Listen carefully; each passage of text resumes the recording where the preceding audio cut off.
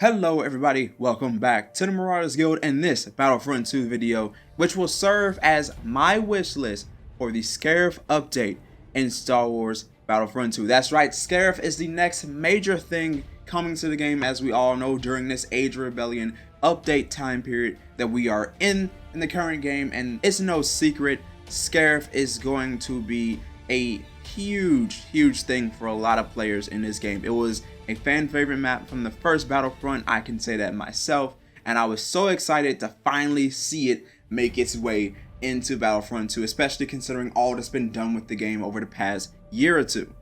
There's a lot to choose from in terms of bringing SCARIF into this game, more so than just the map side of things, but also skins, blasters, and even heroes, villains, and reinforcements. So in this video, I'm going to be covering what I would like to see concerning SCARIF brought in to Star Wars Battlefront 2. And we're going to be kicking things off on this list with maps. SCARIF itself was a jungle planet, but it didn't have to be the same thing over and over. There are two vital versions of SCARIF that could be brought in. The first one was what we would saw of it in the first Battlefront, that kind of guerrilla warfare, very condensed jungle style of map that calls for close quarters combat, melees around every corner, and you really just had to watch your back. And I love that map. But SCARIF, like I said, wasn't just like that. As you saw in Rogue One: A Star Wars Story, it also boasted a wide beachhead kind of invasion capability, similar to what you would see in like World War II, like Normandy or D-Day. Not exactly on that level, but it could be. I mean, just imagine that scene from Rogue One: A Star Wars Story where the AT-ACTs are being dropped in, stormtroopers marching alongside them, and on the other way, rebels are coming in, dropped in U-wings, full-fledged, ready for a fight. I mean, that would look absolutely amazing in Battlefront 2, and I really hope that that style of map is also considered, and not just bringing in the original maps from Battlefront 1. Now, moving on from maps to skins, Rogue One: A Star Wars Story brought in a lot of new stormtrooper types, and considering that we are just kind of chipping at the ice here, getting at the very top of what this time period has, you can bring in a good amount of skins from this update. I mean, sure, it's based on SCARIF, but one of the things you can definitely bring in is the new tank trooper skin that was introduced in Rogue One. I believe they were even seen on SCARIF in Rogue One: A Star Wars Story, so there's one. Obviously, you can get the shore trooper in here. Now, probably I would say the shore trooper might be the default skin on SCARIF. They did that with the previous Battlefront, but there is a chance that they make the shore trooper captain a skin again like it was in the previous Battlefront, or even they might make the shore trooper a separate skin altogether, as plain stormtroopers were present on SCARIF alongside shore troopers. As so the hat is out there in terms of what they want to do skin wise for shore troopers and the Empire. Now, reinforcements is another thing I'm going to talk about, and it is a bit murky here as not too much was brought in, and we already have Death Troopers.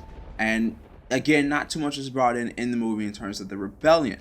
But a long shot could be the Imperial Security Droid. Now, if you think that sounds familiar, that is the same type of droid that K2SO was, and we've already seen them in combat in video game form, and that was in Jedi Fallen Order, as they were a type of enemy you could fight. And it would be kind of strange bringing that mechanic into Battlefront 2, considering that they did not fight with blasters, but it would be really cool to see Imperial Security Droids hit the battlefield for the SCARIF update. I mean, they are menacing droids. They totally kicked your butt in Fallen Order, and I feel like that can somehow still translate to Battlefront 2. Now, in terms of the Rebellion, I've discussed adding this reinforcement in the past, and I'm pretty certain that they were present on the SCARIF. We just haven't seen them or anything like that. But the Rebel Commando.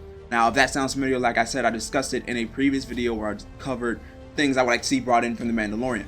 And Cara Dune from that show was herself a Rebel Commando. So they had to exist for some time in the Rebellion, and who's to say they weren't there for SCARIF. So bringing in a Rebel Commando as a reinforcement could be a really great buff for the Rebel Alliance heading into this update.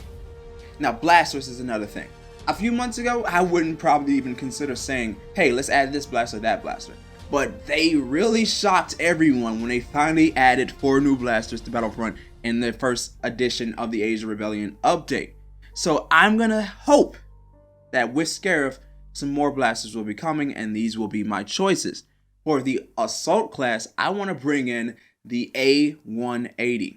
Now, I know what you're thinking. The A180 is a blaster pistol. Why in the world would you want a blaster pistol on the assault class? Well, if you remember using that blaster in the first Battlefront, it was more than that. It had attachments. It could be an assault rifle, a sniper, and a launcher. So it was a highly versatile weapon that you could use to kill people 4 different ways: blaster pistol, assault rifle, sniper, and launcher. Keep that in mind. So bringing that in, I don't know how exactly the mechanics would work, because in the first Battlefront, if you did use the A180, it took away all your star card abilities and replaced it with the attachment functionality of the A180.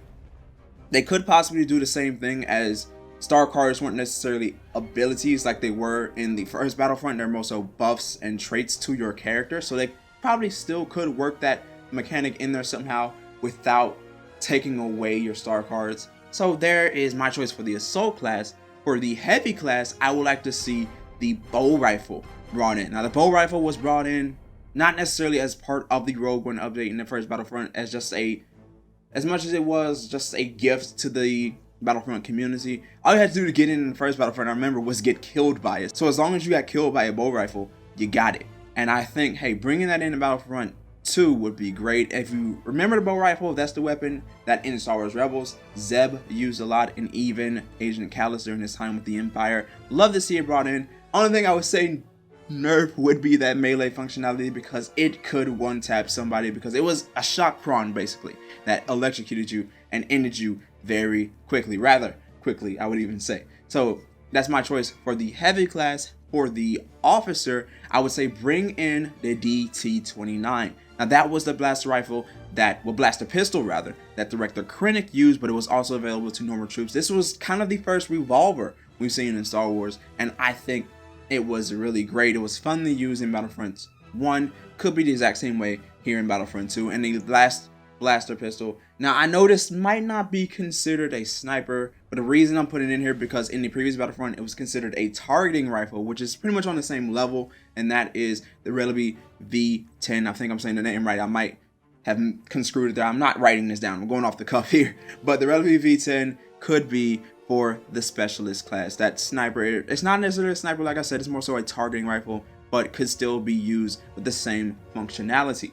And there's one more assault rifle if you don't want to put in the A180. There's one more blast rifle that could be used. It was first introduced in Rogue One again. You saw the shore troopers using a lot. Is the E22 blaster rifle, which is like the upgraded version of the E11. I don't know if it was better than the E11D, obviously, because that is the Death Trooper variant of the blaster rifle. But the shore trooper variant was the E22. We saw it in Rogue One. I would love to see it again, because it wasn't featured in the first Battlefront, and I would love to see it featured this time around. So again, here's hoping, wishful thinking on my part. I'm long-winded here and I'm running out of ideas. So I'm going to end this video right here. I want to hear from all of you though. What are some things you would like to see for the SCARIF update? Would you like to see the old maps brought in, redesign new maps for SCARIF? What reinforcements could you think come into play here of the SCARIF update? And again, blasters, because we now have that possibility. New blasters can be added and probably will be added in the future. So what blasters from SCARIF or just Star Wars in general would you like to see added in Battlefront 2 as we get ready to head into this next update? Now, if you enjoyed that video, be sure to press that like button, as it would be greatly appreciated. If you haven't already, be sure to subscribe to the Marauders Guild and ring that bell to get notified about whenever we upload. And until the next time, may the force of others be with you.